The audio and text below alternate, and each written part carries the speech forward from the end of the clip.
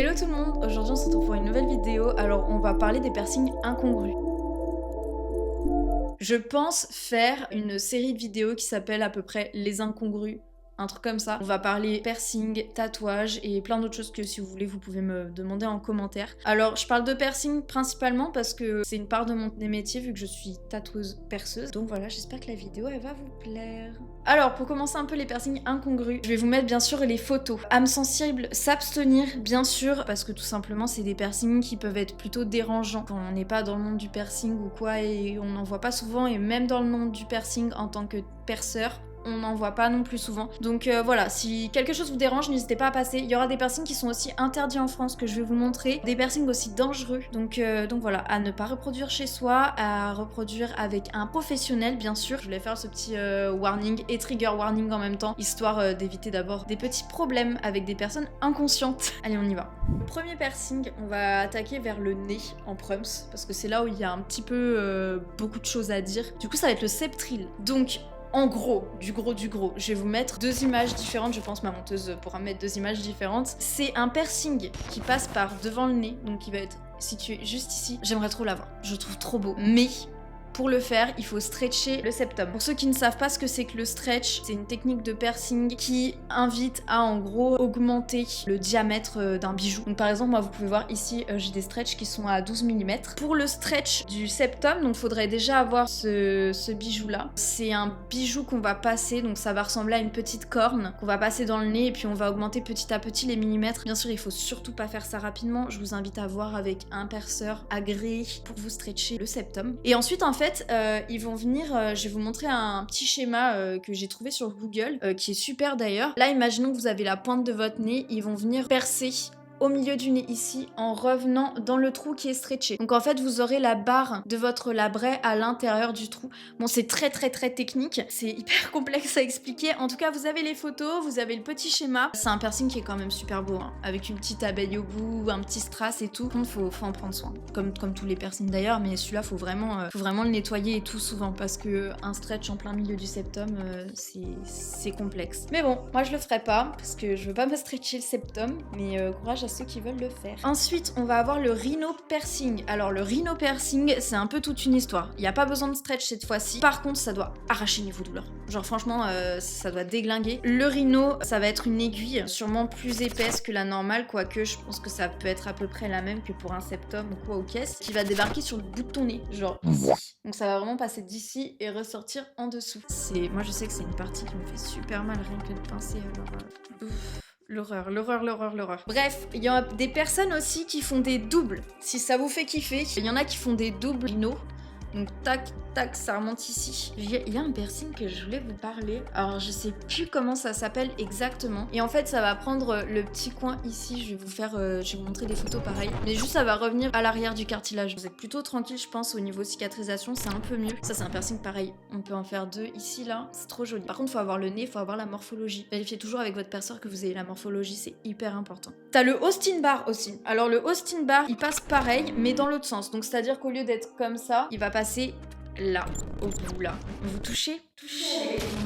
Ça doit être extraordinaire ça, comme sensation de perçage. Je pense que c'est une horreur. Franchement, je pense que c'est une horreur. C'est pas pour vous faire peur, mais ça me fout des frissons rien que d'y penser. Alors, il y en a un autre. C'est le dernier au niveau du nez que je trouve hyper incongru parce qu'on va passer tout ce qui va être bridge, etc. Parce que ça, c'est des piercings que tout le monde connaît presque. Si vous ne savez pas ce que c'est, je vous invite à regarder sur internet. On a un piercing qui, moi, m'horripile. Genre vraiment, après, c'est propre à chacun. Genre autant ça peut être ton style de ouf. Je vais te mettre une photo là et là avec deux tailles de barres différentes.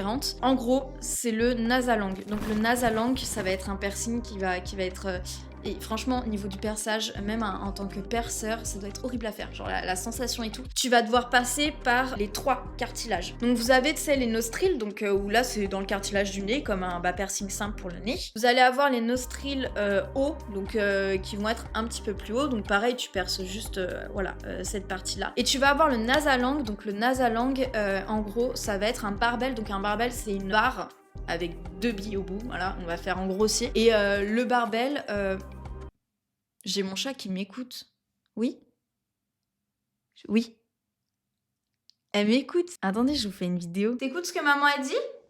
Tu veux devenir influenceuse? Du coup, ça va être un barbell. Maintenant, vous savez ce que c'est. Qui passe d'un côté de ton nez à l'autre côté. Je ne sais pas.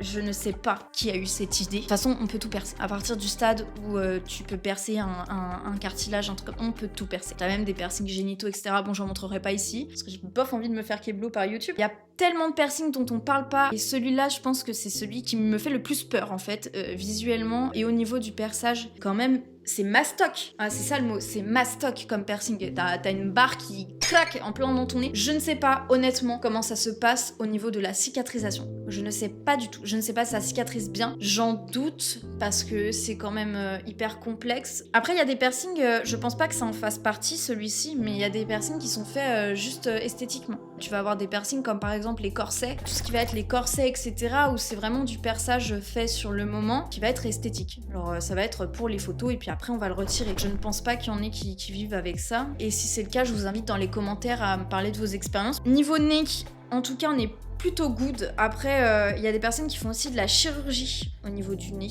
et au niveau de plein d'autres choses, au niveau des tatouages et tout ça. Je vous ferai ça dans un second épisode des Incongrus. Au niveau du nez, on va avoir Black Alien. C'est toute une DA qu'il a, etc.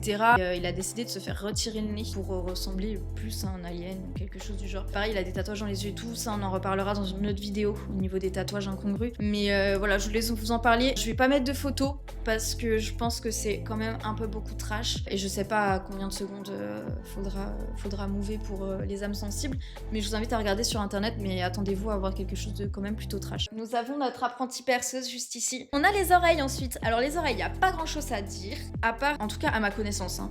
À ma connaissance, encore une fois, si vous avez des piercings un peu incongrues que vous connaissez, vous pouvez parfaitement les... T'as entendu? J'ai bégayé, je vais me faire.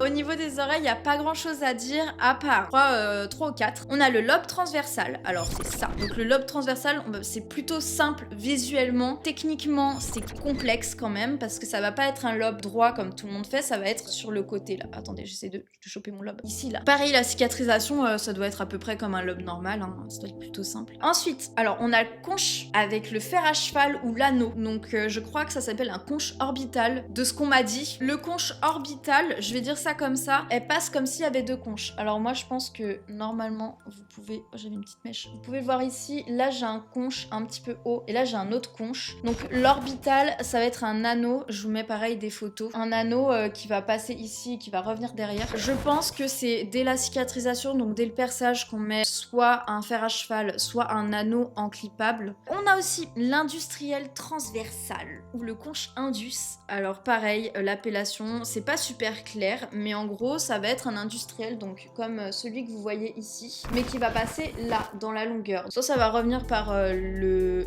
Rukudes, je ne sais plus, je suis paumée là sur mes oreilles. Enfin, on a, alors pour les âmes sensibles, je pense que vous pouvez passer de facile 20 secondes. On va parler du coin, waouh, du coin slot ou stretch du cartilage. J'aurais dû commencer par ça. Je pense, de mes nouvelles, c'est interdit en France. Voilà. Ça peut paraître chelou pour certains. Perso, moi, je trouve ça stylé. Enfin, c'est une vibe à avoir. Moi, je ne pourrais pas le faire sur moi, mais c'est plutôt stylé. Du coup, ça va se faire par une incision où on va te retirer un bout. Hein. Donc, tu te doutes bien que c'est pas une partie de plaisir et qu'on peut pas stretcher un cartilage aisément. Alors là, ce qui va se passer le plus souvent, c'est qu'on va percer directement avec un gros diamètre. On soigne et puis après, tu peux avoir soit une accumulation d'anneaux, soit le laisser sans rien au naturel, soit avoir un stretch. Il y en a même, ils font des formes en cœur et tout. Tu peux couper, je vais passer à la langue.